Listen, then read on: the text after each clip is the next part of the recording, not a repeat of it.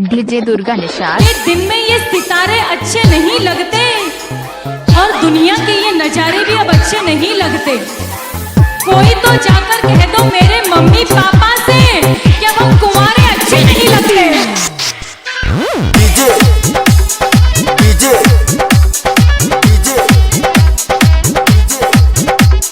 दुर्गा दुर्गा दुर्गा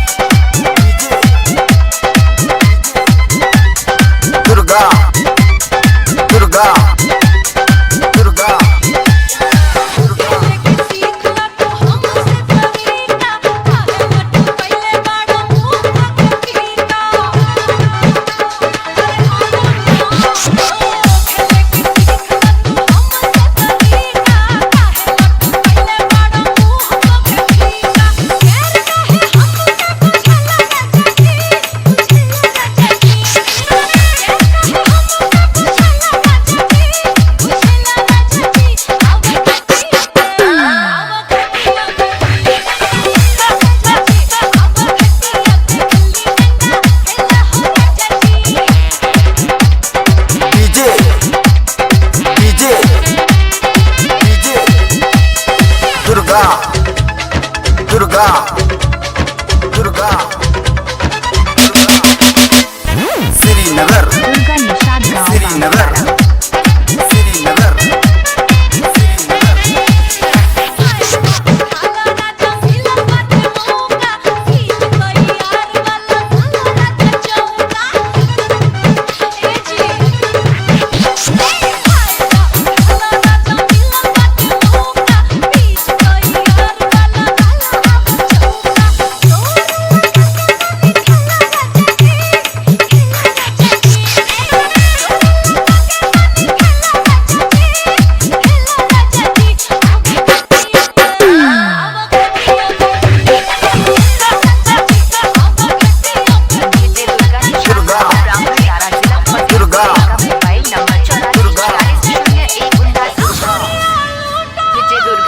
गाँव ब्राह्मण तारा जिला फतेहपुर। इनका मोबाइल नंबर 84 46 01 79 36।